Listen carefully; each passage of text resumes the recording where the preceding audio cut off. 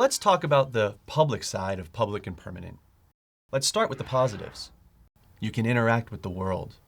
You can share a thought, an idea, a poem, a story. You can literally touch the lives of billions.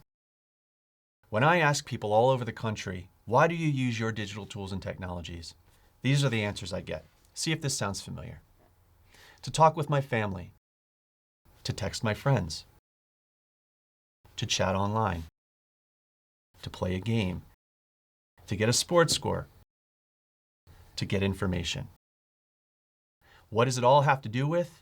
Communication and sharing, what these were designed to do. But if we're irresponsible with these same tools, if we do things with this we do not want to be public, well, that's when problems happen.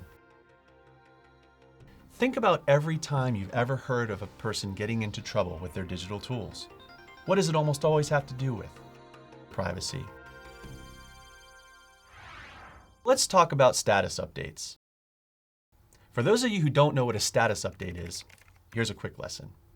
Typically on a social network, you are given a limited number of characters to type in what it is that you're doing.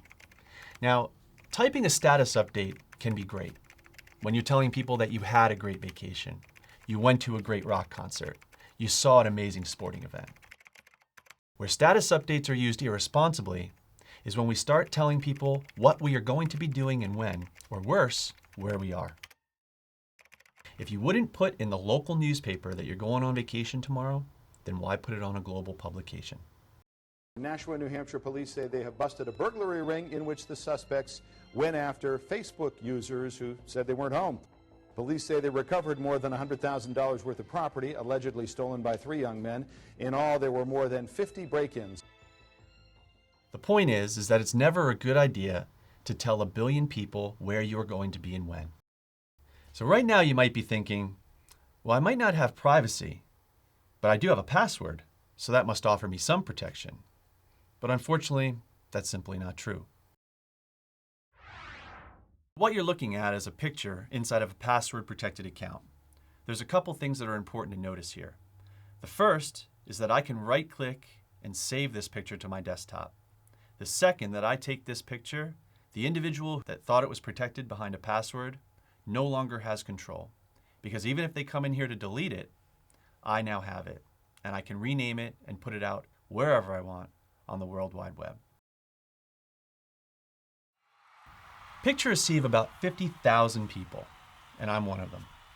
If there's a criminal in that sea of 50,000 people, I am no different than anybody else. If one of us is going to get pickpocketed, it's going to be completely at random.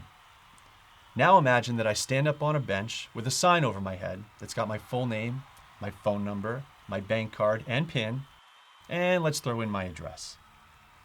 Now all of a sudden, to that criminal, I'm a pretty easy target.